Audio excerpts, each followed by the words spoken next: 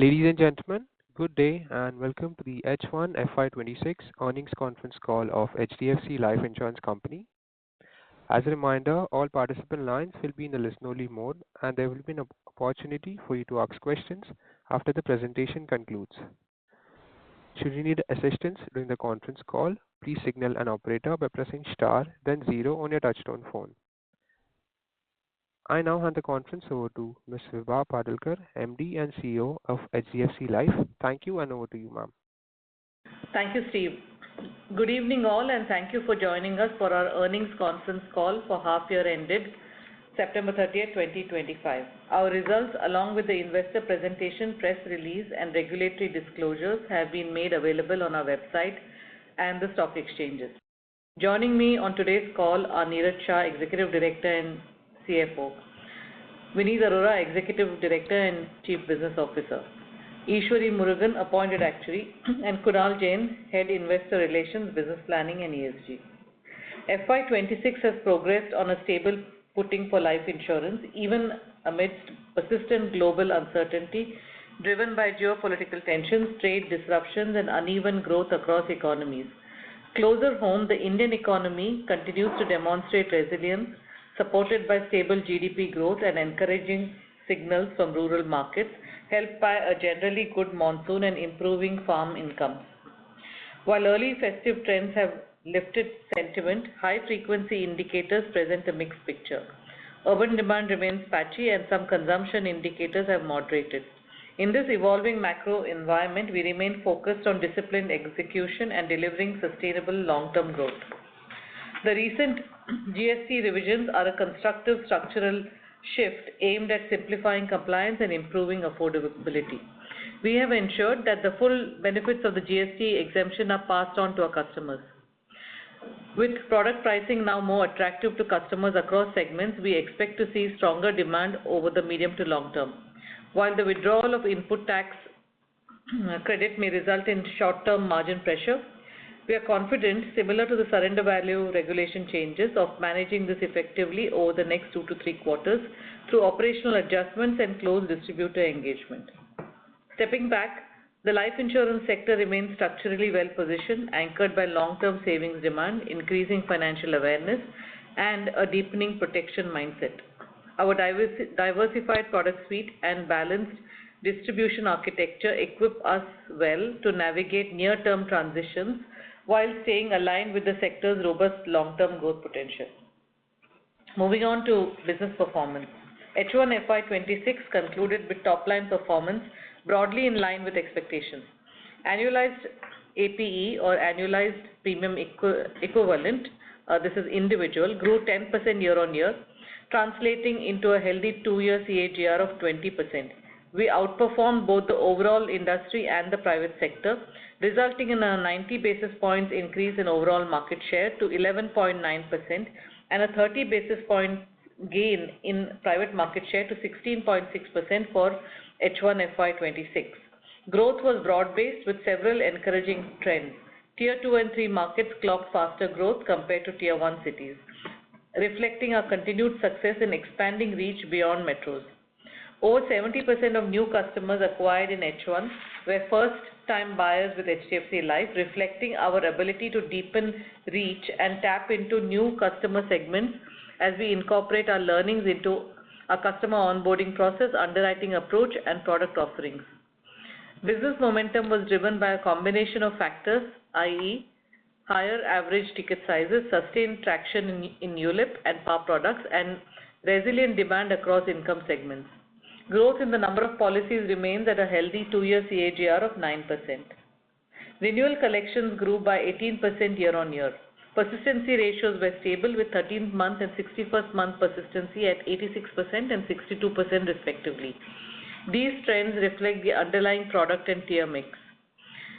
Next, on product mix, it was fairly well balanced in H1 and aligned with evolving customer preferences and market dynamics, with ULIPs contributing 42%, participating products at 29%, non-par savings at 18% and term at 7% with annuity at 4%.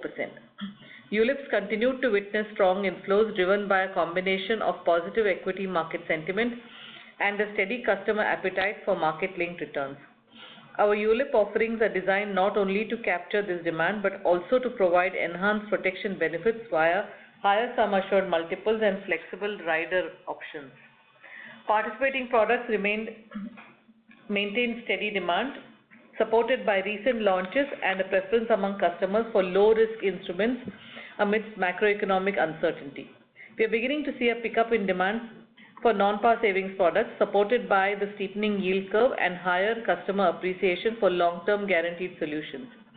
While we have seen varied pricing approaches across the industry in recent months, we expect a more balanced environment going forward, particularly as stakeholders absorb the full implications of the GST changes. Our own approach remains grounded in long-term sustainability and customer value. The annuity segment, meanwhile, continued its strong momentum, delivering 16% growth in overall new business premium. Retail protection grew 27% year-on-year, outpacing overall company growth. Our newly launched Click to Protect Supreme combines comprehensive life, illness, and disability protection with flexible payout options and value-added features like Smart Exit and Income Boost.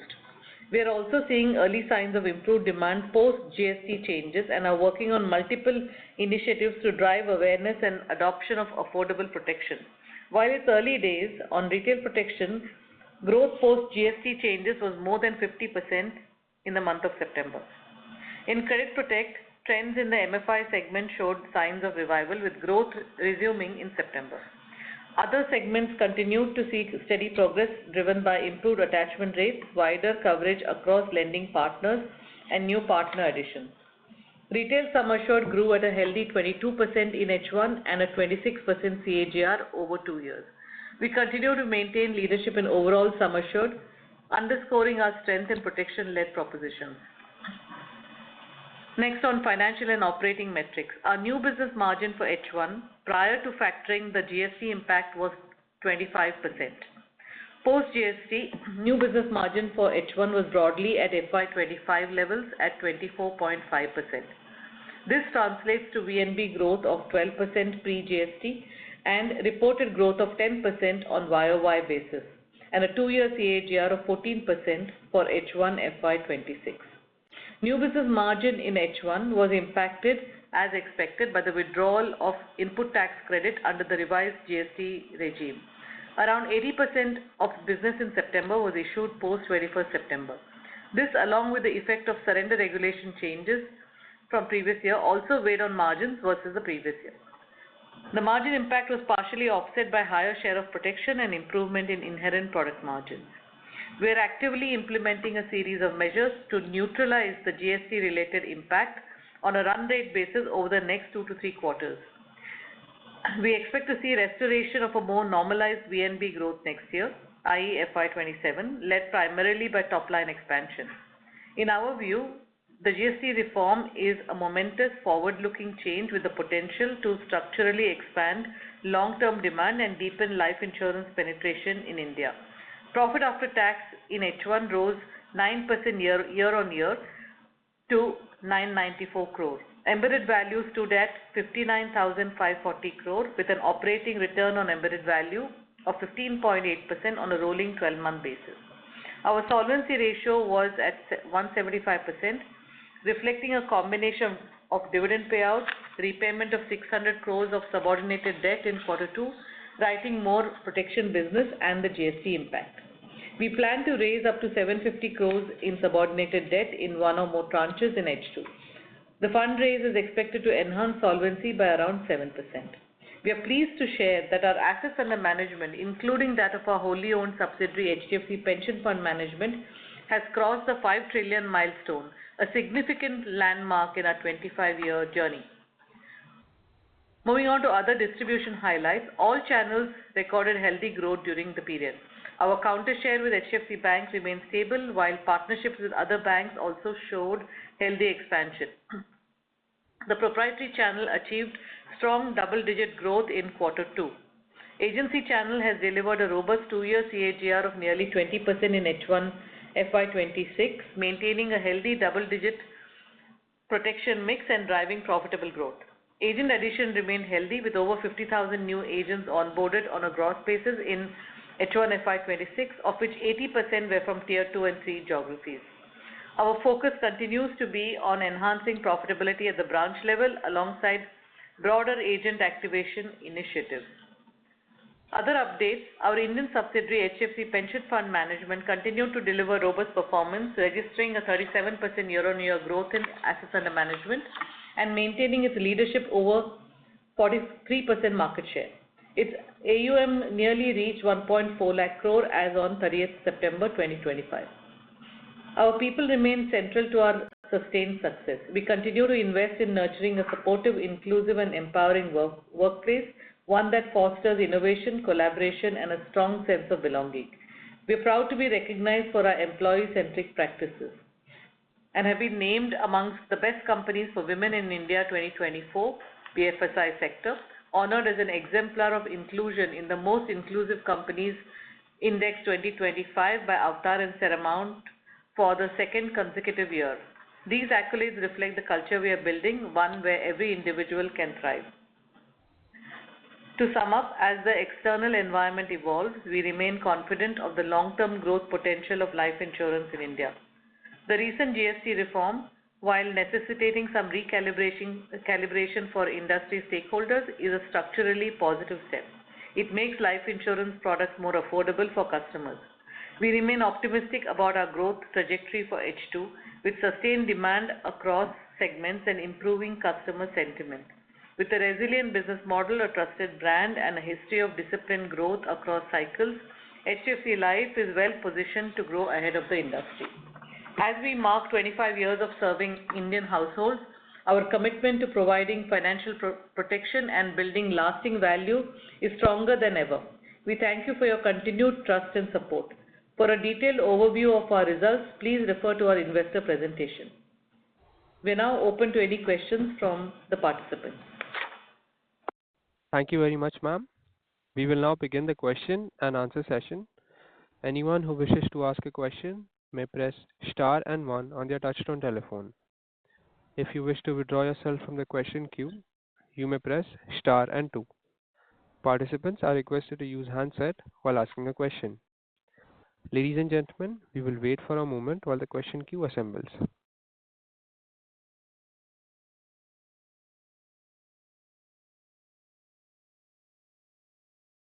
First question comes from the line of Avinash Singh with Emkay Global. Please go ahead. Yeah, hi. Good evening. Thanks for the opportunity. Two questions. First one is on capital. If I see sequentially, solvency ratio has dropped 17 percentage points. I would think nearly 6-7 percentage point impact coming from some retirement of your sub-debt or reduction in sub-debt. Some part of it will be growth, and partly it could also be due to maybe yield curve movement-led MTM adjustments on some of the hedging positions.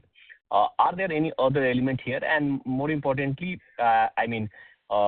to fund further growth, is this, the capital level comfortable and organic capital generation should support your growth, or do you have any plan to raise, sub-debt or any other way to augment the capital? So that's on capital and growth. Second, on this GST and margin, if I were to just glance through the sensitivity given, how VNB changes if there is a 10% increase in acquisition cost and maintenance. Of course, that is a kind of a ceteris paribus basis. But the impact just, it looks sort of a meaningful, assuming that, 18% kind of a cost increase on a nearly 50-60% kind of a cost that is non-salary thing. So there is a reasonable amount of, acquisition cost and maintenance going up. So that is where my question is that, as you pointed out that, over the next 2-3 quarters, you will be kind of doing the adjustment to overcome this impact. Coming to that, is there kind of a possible way out unless, the distributor also become or are ready to sort of share the burden? Because, this burden to be absorbed only by maybe product change contract or to be absorbed by you, it looks a bit, I would say, on the higher side. So are distributor going to part of, this burden sharing? Will they sort of share some bit of this load as well? Thanks. You have two So questions. I'll take the second question first, Avinash, on the distributors, a quick conversation. See, it's not only the distributor, it is 4 or 5 things that we will do to neutralize it. And we have to be equitable between different stakeholders to be able to do it.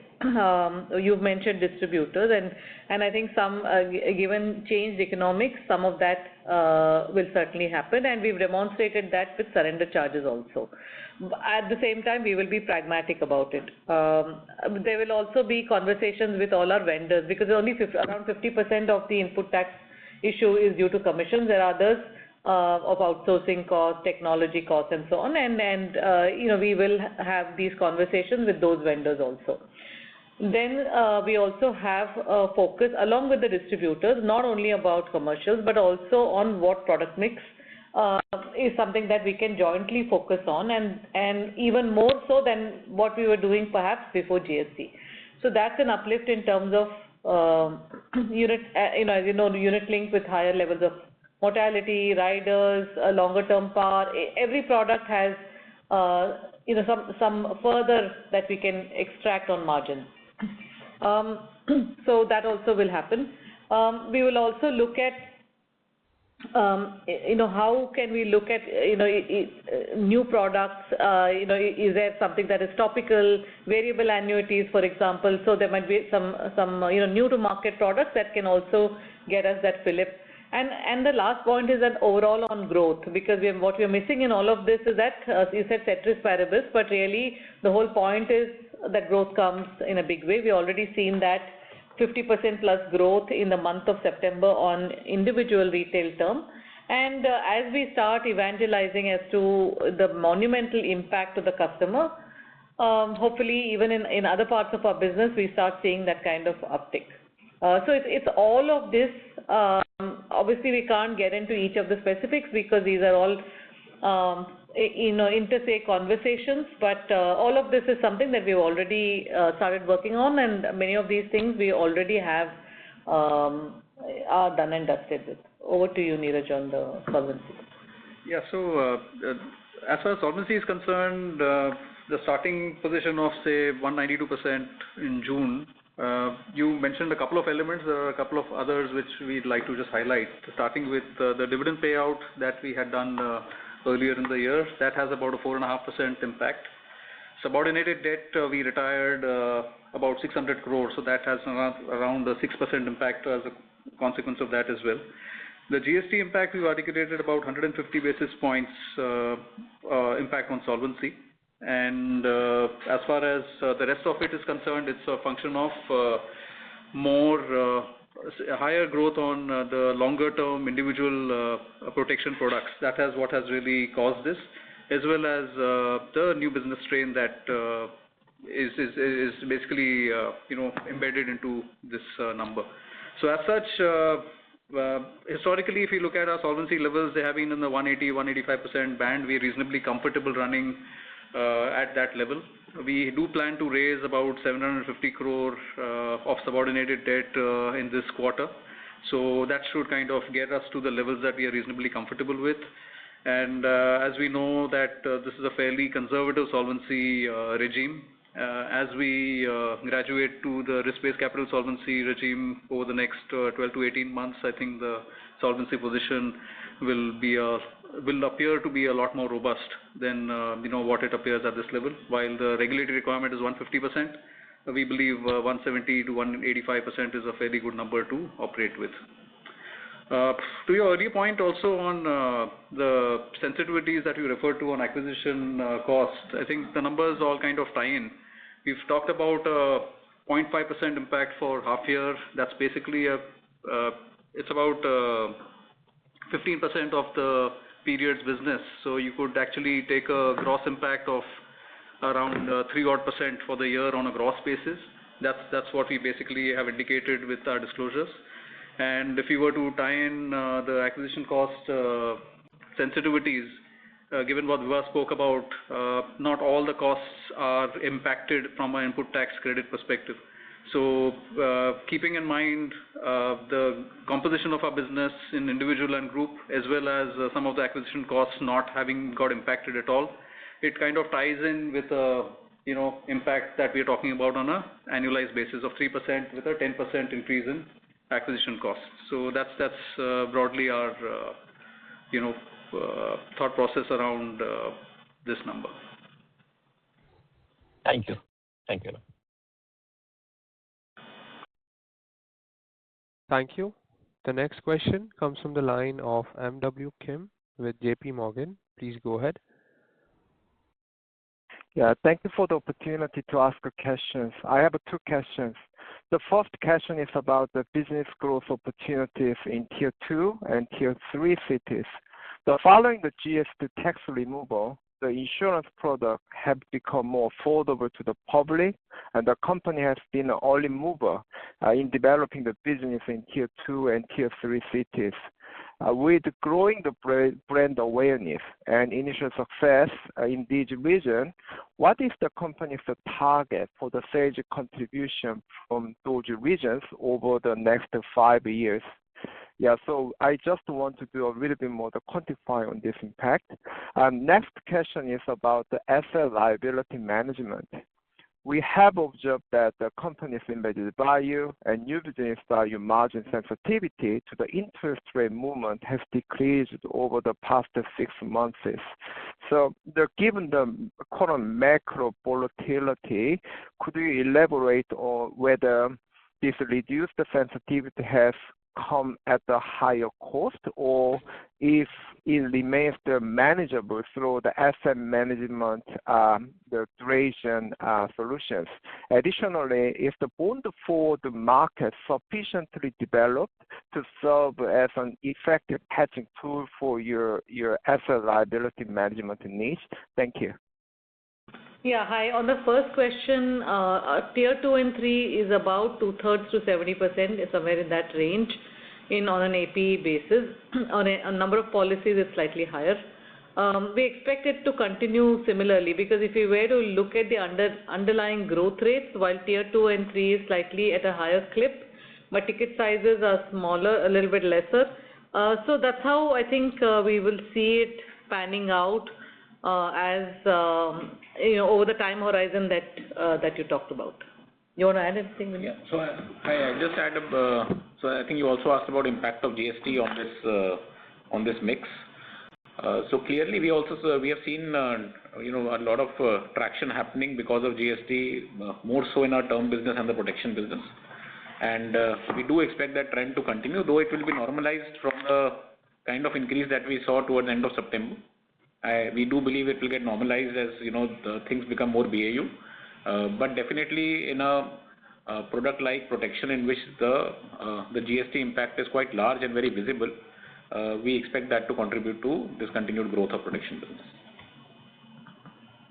Yeah, and MW, to your second point in terms of the asset liability management, like you rightly mentioned, the sensitivities have been fairly range bound and maybe even going down in the recent periods. It's basically a consequence of a couple of things. One is our hedging approach hasn't really changed too much. It has been broad-based in terms of duration matching single premium products and cash flow matching regular premium guaranteed products through a combination of external and internal instruments. So that hasn't really changed too much in the past 5 to 6 years. What has happened is that, like you alluded to in terms of, is it coming at a higher cost? Not necessarily. The reason for that is that as interest rates move, we alter our pricing, and the cost of hedging is intrinsic part of that pricing decision as well. So it's not something that causes an additional dent to any of our economic metrics.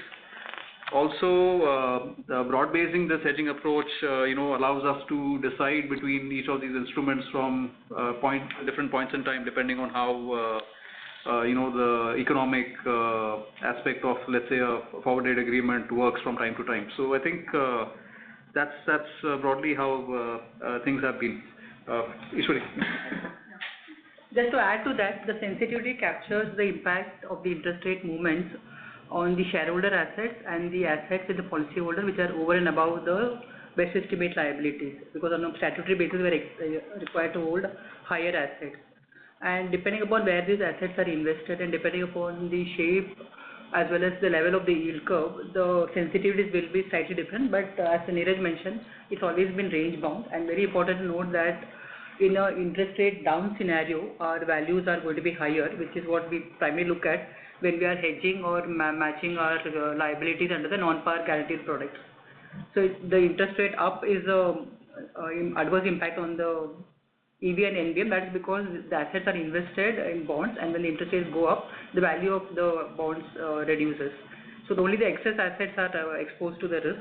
All the policyholder liabilities, they are perfectly matched by cash flow matching or by duration matching, as mentioned in our slide 17. Thank you so much for the detailed explanation. Sure, thank you. Thank you. Ladies and gentlemen, in order to ensure that the management is able to answer questions from all participants, please limit your questions to 2 per participant. The next question comes from the line of Shreya Shivani with Nomura. Please go ahead. Yeah, good evening, everyone. Thank you for the opportunity. My questions, both my questions are around the GST only. So can you help me understand which products get impacted the most because of the GST bit in descending order? So, protection, ULIP, non-par, par, whatever it is. My second is, I wanted the clarity on, if you do nothing, how much of a VNB margin hit on an annualized basis comes for you? And how much time should we build in for expecting that, all the negotiations, etc., would get completed in?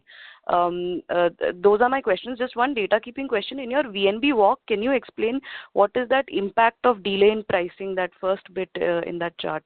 Yeah, those are my questions. Thanks.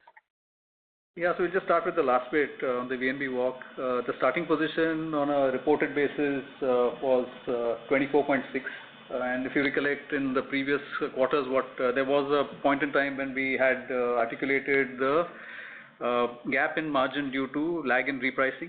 That is what we wanted to just restate here, to basically say that once you neutralize that, the margin would have been 25% at the beginning of the period, and end of the period is 24.5. But on a reported basis, it's 24.6 to 24.5. That was just the representation of... So just to interject here, Shreya, we didn't want to start off with 24.6 is the limited point. We wanted to say that last year should have been 25 in quarter 2.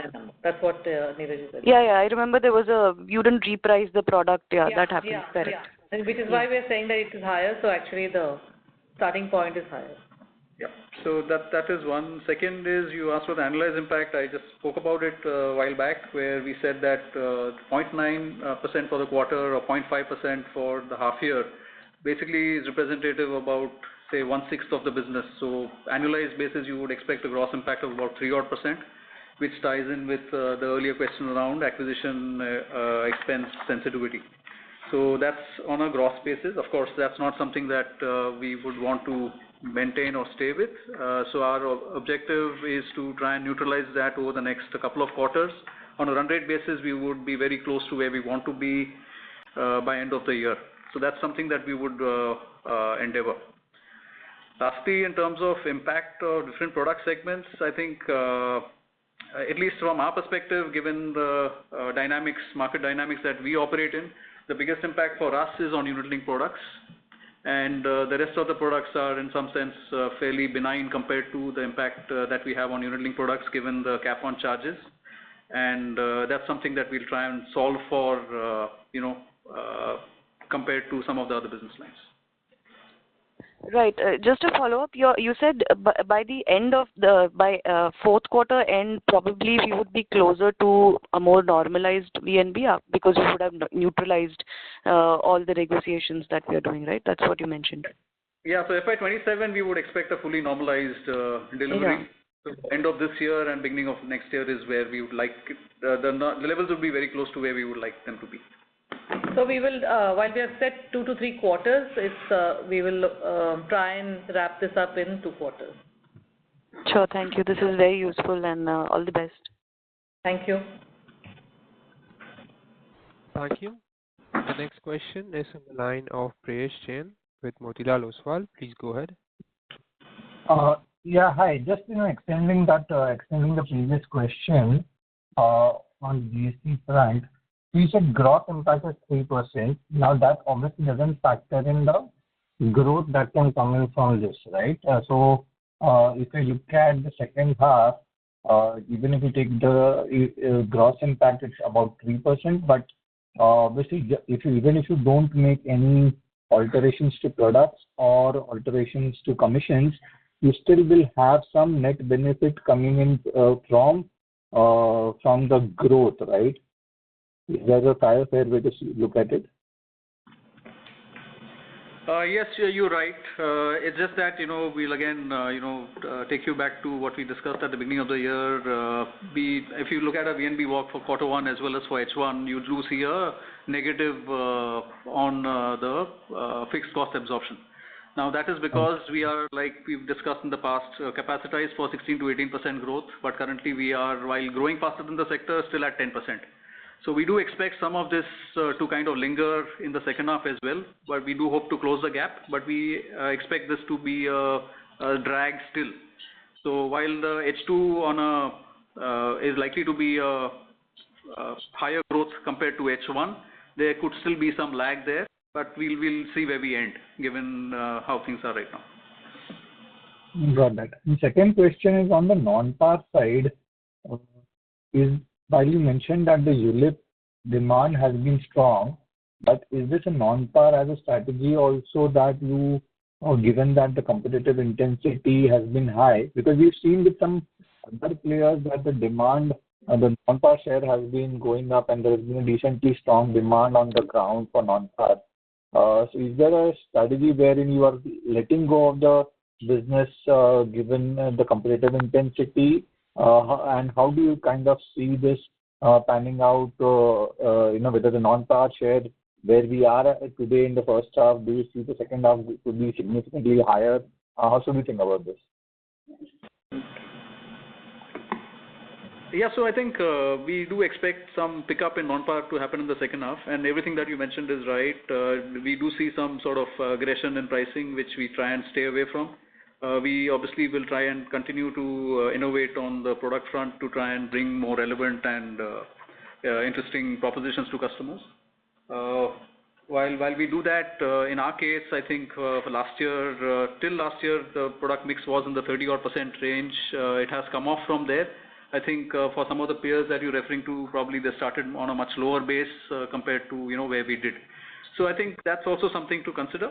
Having said that, it's definitely a category that we expect to pick up in the second half from a business, from a demand perspective, as well, especially given the way the interest rates have moved in the last 3 odd months. It just makes the category more attractive. Right. Thanks. Thank you. Thank you. The next question comes from the line of Madhukar Ladha with Nuvama Wealth Management. Please go ahead. Hi, thank you for taking my question. So, on this, so just to sort of emphasize this, so you are saying that the overall sort of, if you don't do anything, 300 basis point impact because of GST, that will partly probably get offset with volume growth. However, fixed cost absorption may still be a little bit negative until the end of the year. So that drag may still continue as far as the margins are concerned. Is that the right understanding? Yeah, so I just want to interject. So if you, before all this GST happened on 3rd of September, what we had alluded to is that last year, FY25, we had ended at 25.6. And we said that margins will be more or less range bound, and VNB growth will be in line with top line growth because of investments in 2 areas that we had talked about. right? So that was the starting point. Now GST impact is there and we have called it out, and we are saying that we will end this year over the next 2 quarters neutralizing that impact. So that's really the, intrinsically when we had said that we are going to hold the margins, also this negative impact is due to lower growth. So we are capacitized to grow at about 16, 17, 18%, but we had said growth is in the early teens, and hence this is the carrying cost. So that nothing changes on that front, unless of course because of GST in the second half, overall growth starts seeing a material uptick. We are seeing that in protection. It's early days, but if that were to come in sooner rather than later, even on some elements of savings, then yes, that differential should go down fairly rapidly. But we're not factoring it as of now. We'll watch this space very closely. Got it. See, I also see that actually if you see your product mix that's moved more towards par and more towards ULIP, still with the change in business profile is still resulting into a positive impact on the margins. So what exactly are we doing over here? Some sense on that. And you had mentioned that we still have further levers on this count. So I wanted to get a sense of how much further margin improvement can come as a result of this, and over, let's say, the next 6 odd months, what sort of driver could that be? And second, there is a good there's on persistency, 13th and 37th month, we are seeing some dip in persistency. So what would be the reason for that? Yeah, to your first point in terms of the levers as well as the product mix implication on margins. So if you were to just look at from the broad categories perspective, protection has grown at 27%, which is almost 3 times that of the overall company growth. That obviously has played a significant role in terms of improving the margin profile from a product mix perspective. Annuities has grown at about 16%. So I think that also is a fairly significant contributor to that. Par mix has gone up, which is a little lower than company average margins, but I think it's not really creating any dent.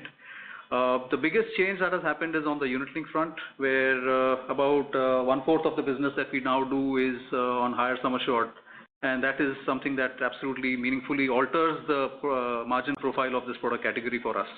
And that has actually more than made up for some of the product mix impact that you would impute from a unit link mix going up and non-par going down. It's more than got neutralized by this factor, apart from the protection growth and the annuity growth. In addition to this, we have been the flip side of the non-par mix going down is basically a pricing discipline, which adds to the inherent margin of the product. Of course, that's got helped with the way the interest rates have moved as well.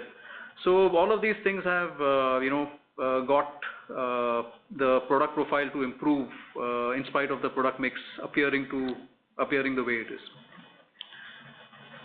To your Vineet, you want to add? I'll just add one point here. I think you also spoke about what is the further runway for this margin increase. Now, one of the parameters that we're looking at, and when we are talking to distribution partners, etc., is also to enhance the contribution of this high sum assured and higher margin ULIP to compensate for, let's say, the entire GST impact. And as that discussion goes forward, and we are closing certain counters with those kind of discussion, we do expect this 14% number to even go up further. So the mix of ULIP between the normal ULIP and, let's say, the high margin ULIP, that mix will also alter. Another point is that we've been investing and we've talked about it in our agency channel, and growth for the quarter has been materially higher than overall company level growth, and margins from agency channel are comfortably also higher because of better product mix. So just as that, even apart from product mix, even as channel mix continues to move in favor of agency channel, some of that uplift should also come over the next 6-9 months.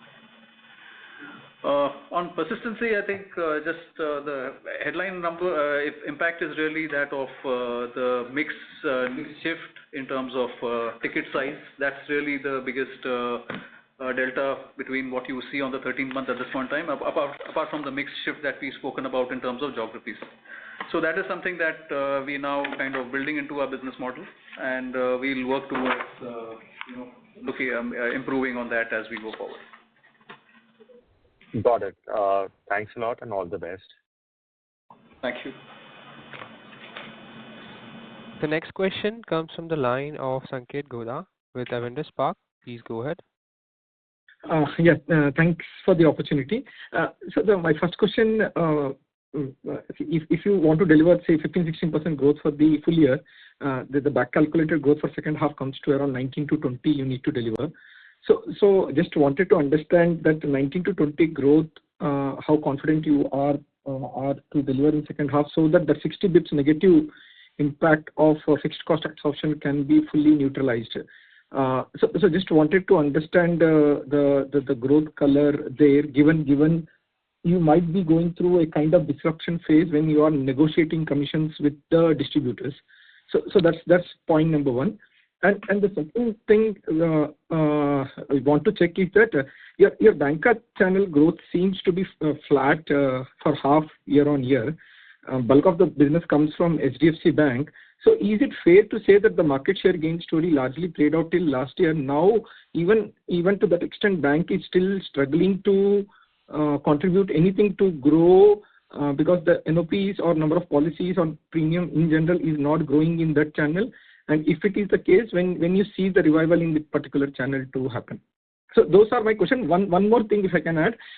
See, the yield curve benefit, I believe, will play out in second half. So is it fair to say that the non-par margins might look little better in second half compared to first half, and therefore that could be a negating factor to all the GST related issues on the margins? So these are my three questions. Yeah, so on the first point on growth, Sanket, I don't think we have alluded to the numbers that you talked about, 16, 18, 19% kind of growth. We have talked about early teens because we're coming off a big base. And also, like we explained in quarter one, we can't be decoupled with whatever is happening in the lending environment, in bank growth, overall system-led growth in the BFSI sector and even otherwise. So we are holding on to what we said, which is in early teens growth, and we're on track. We have also said that we will grow faster than the sector, and that we have comfortably done with market share expansion, like I mentioned on the call. Right, so I think your calculation is backward calculation to say if we have to eliminate the drag due to lower, the fixed cost absorption, then yes, of course, and that's exactly what we're saying, that because of the overall system-led, a macro environment-led somewhat of a drag, and that's why we have that the under-absorption of costs. So we are retaining our outlook of what we said in first quarter and not factoring in any upside that could come through because of GST. We have factored in whatever downside, we have explained that, and there can only be an upside due to higher volumes. That's on point number one. On point number two, on HDFC Bank, we have more or less retained our share. See, like I mentioned in the past also, it's not difficult at all, it is apparent for us to get to 70% or whatever that X percentage share. But really what we are focused on is in terms of improving our margins while retaining the current share. And of course, down the line, we are getting more and more nuance. Now, HDFC Bank also has grown in line with company level growth. So it is not really a drag. And on a 2-year CAGR, it is a very respectable 20% growth. Also, we are very selective in terms of what parts of what the bank sells we want to have a share in, and 40% growth the channel has delivered on retail protection. So we are getting more and more nuanced as to what do we want to sell rather than 100 rupees of unit linked or 100 rupees of protection that we are agnostic on just to show a higher wallet share. So that's as far as the HDFC Bank relationship is concerned. I think last question was on non-par. Yeah. Go ahead, Ashwin. Yeah, on non-par, yes, you are right. The margins will be better given the increase in the yields at the longer end. So yeah, that's the right conclusion. So sorry, Ishwari, that if you can say that if the yield curve holds up at the current level, maybe any positive rub-off you will have on margin delta because of the current shape of the curve, if it holds up for the entire second half. Yes, if it holds up, yes, we will have a margin delta. Yes. Okay. But we also have to look at balance it competitive. Exactly. So a lot of these things, yes, if everything else remains the same, that is the only factor that margins would improve. But however, if there is competitive pressure to, pass this on, then margins would come back. And also some of the negating of the GST, so many things like this will be in fray. But on a standalone basis, what you're saying is technically correct. Understood. Perfect. Thanks for the answer. Thank you. Thank you. Ladies and gentlemen, you are requested to limit your questions to one per participant. The next question is from the line of Dipanjan Ghosh from Citi. Please go ahead. Hi, good evening, everyone. So just two questions from my side.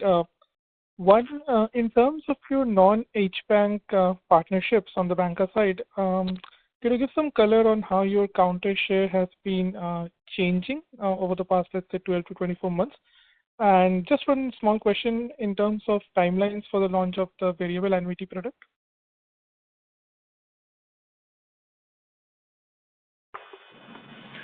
Hi, this is Vineet. I'll take your first question. So on the banks beyond HDFC Bank, we have seen a lower growth for the first 6 months.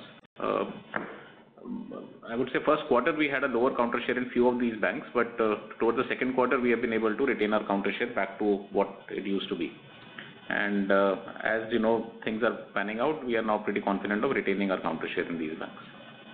And also some of these banks added more partners, so it was not that we per se lost counter share, just that more partners are there in the open architecture construct, but it's settled down. Yeah, but I think exactly it is settled down now. And second is, if you also look at our 2-year CAGR on these bank counters, it's a healthy 22% 2-year CAGR. On variable annuity, we are in conversations with the regulator. Hopefully, we should be able to launch it in the last quarter of this year. Got it. Thank you and all the best. Thank you. Thank you. The next question comes from the line of Nischint Chawathe with Kotak Institutional Equities. Please go ahead. Hi. Thanks for taking my question. This is essentially on solvency. How much leeway do we really have, beyond the proposed issuance or further capital raise? I mean, if growth in the protection business continues to remain high, and especially after getting some tailwinds from GST exemption, to what extent can we support growth, and is there going to be any need to raise equity? I think that's so what are the tools available out there? So that's the first question. The second is essentially, if I look at your P&L statement, there is a decline in or a reasonably sharp year-on-year decline in policyholders surplus. So what's driving this? And just a tiny one over there is your single premium commission rate has again significantly increased on a year-on-year basis. So those are my two questions or three questions. So on solvency, Nischint, I think like we've maintained, I think level close to 180% is reasonably comfortable for us to continue growing. At 175, adding sub-debt of 750 will take us to that level. Regulatory requirement is 150. So I think with this level of growth and product mix, I think we have a significant runway. We can go a couple of years and not require equity capital. Having said that, you're aware that risk-based capital regime is likely to get implemented in this period, which will significantly alter the solvency profile of not just our company, but the industry in a positive way. So I think capital is unlikely to be any constraint for growth unless the growth trajectory is dramatically different and the product mix changes a lot faster than we think at this point in time. So should not be an issue from that perspective. On policyholder surplus impact is largely a function of how the segments have done. On the participating front, it's been fairly stable. As far as non-par is concerned, I think the lower business has actually improved the position there on the individual business. Credit life, which sits in the non-par segment, has grown at over 15%. So that will cause a strain in the shorter term. That is something that is reflecting here. Similarly, protection, individual protection has grown at 27%. So that also causes a strain on the P&L. But that is something that will obviously be accretive from an economic perspective, but it will cause strain in this artificial, P&L construct in which we don't have a matching concept. Similarly, the artificial solvency construct in which the requirements are not as per the risk in the product. So and just single premium commissions here. Thanks.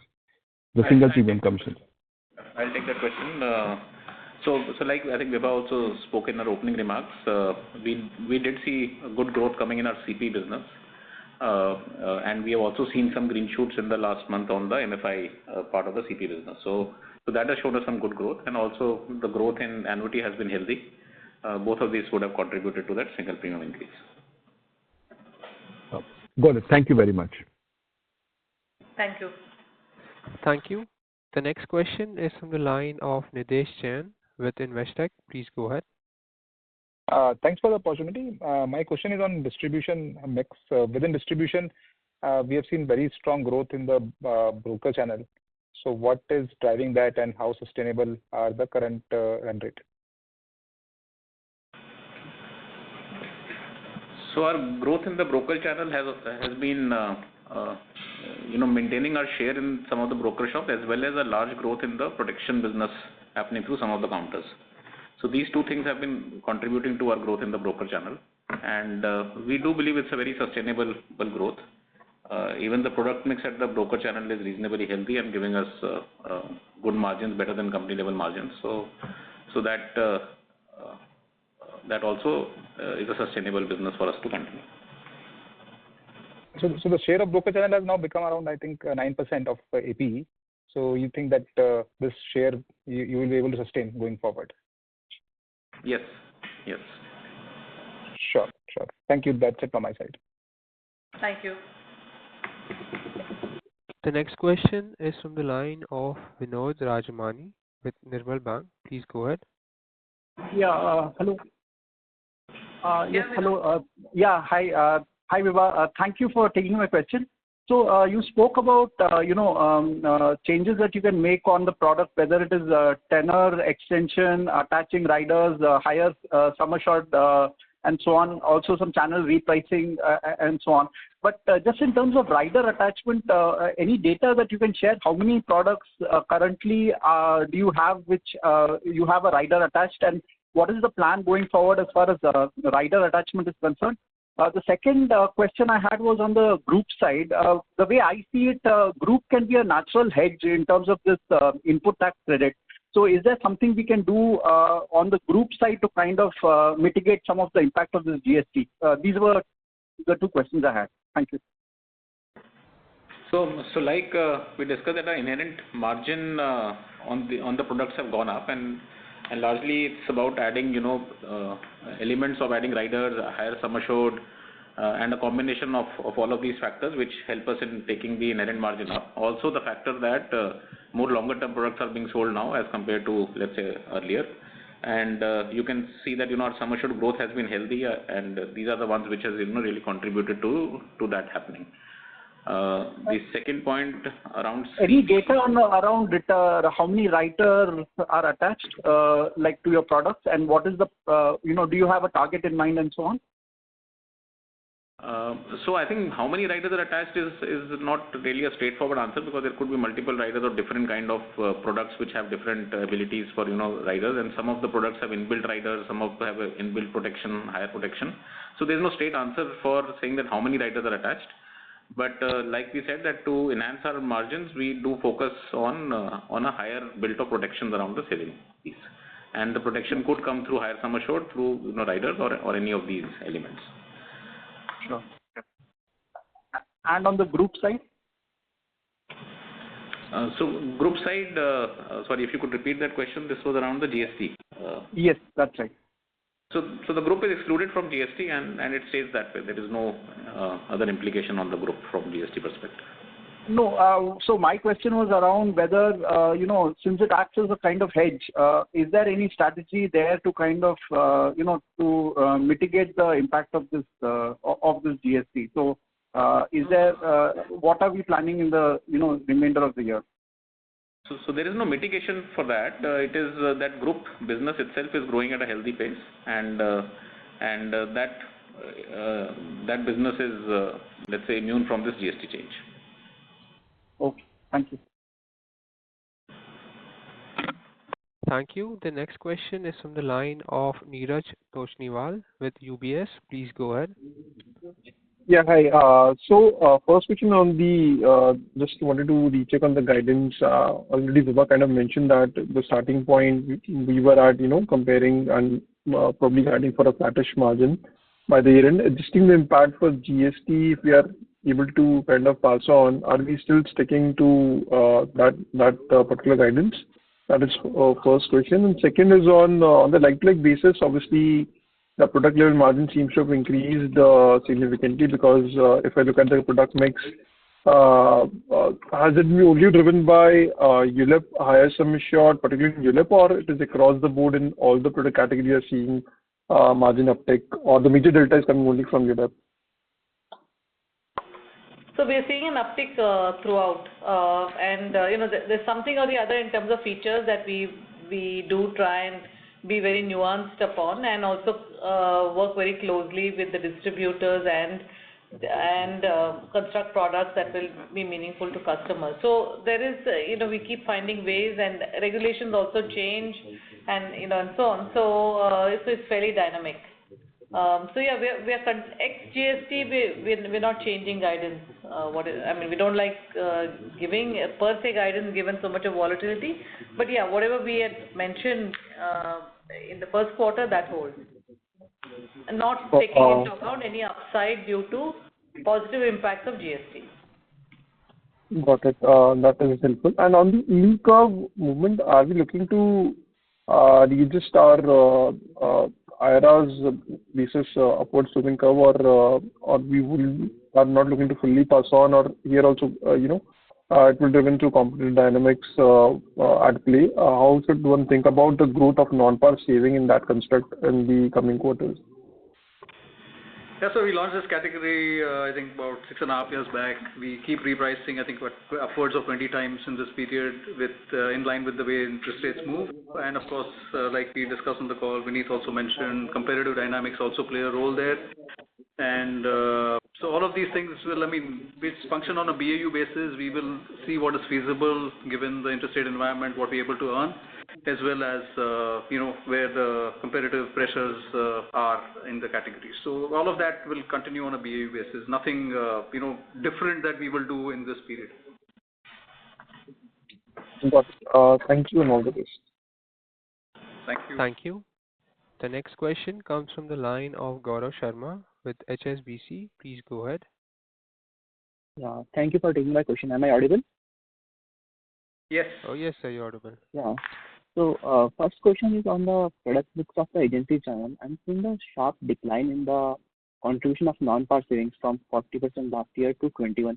So, what explains this? And going forward, can we see the shift in the product mix that will support the margins also? That is number one.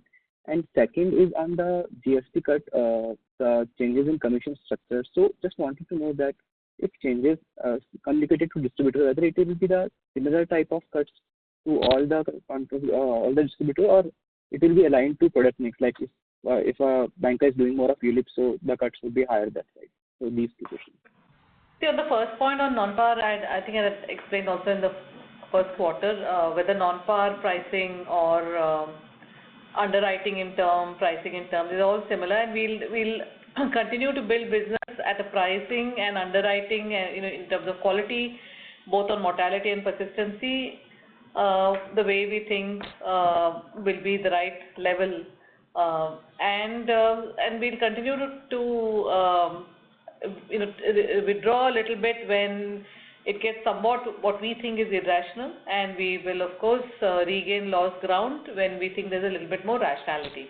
I think given GST, some of the rational behavior hopefully should percolate down. We've certainly seen that in term, and we have, like Neeraj alluded to, we have really grown well on retail term, almost 27%.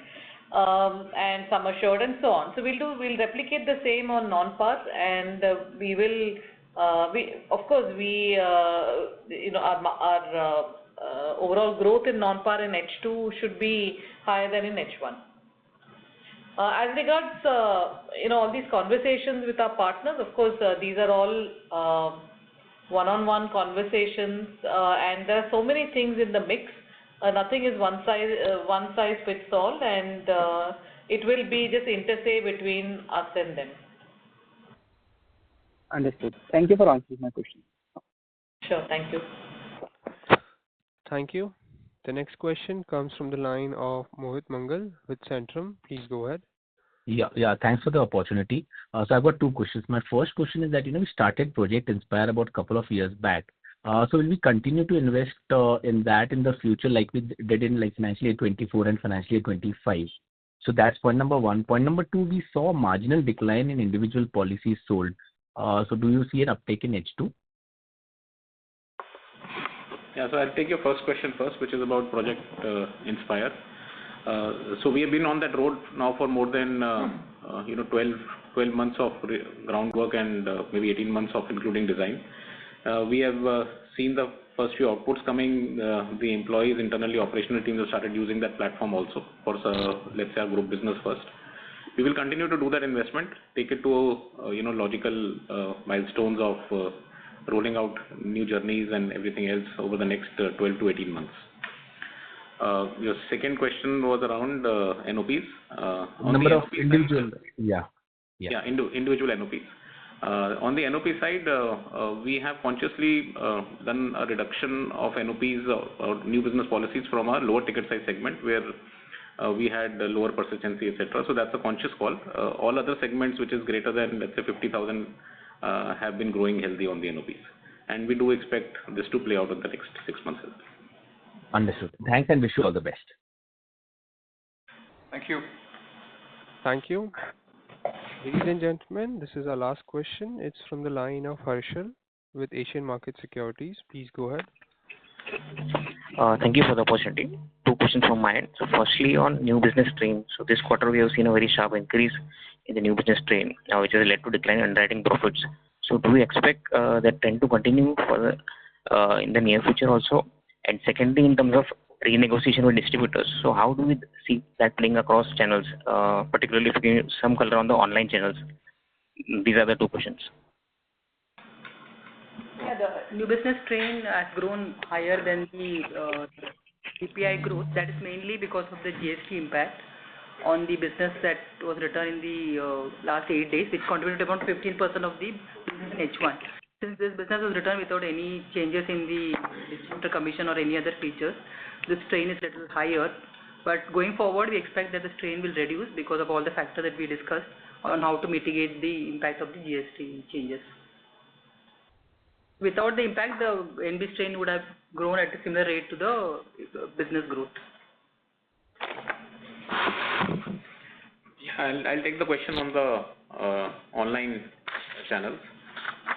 So the online channels largely contribute a lot of protection business to us, and we have seen a clear uptick in the protection business from all the online channels as well as from the other channels as well. In fact, in the GST, the increase in the protection business and the interest of the customers also in the protection business has been quite healthy. I think we need to monitor this for the next maybe 60 days to see where does this normalize to.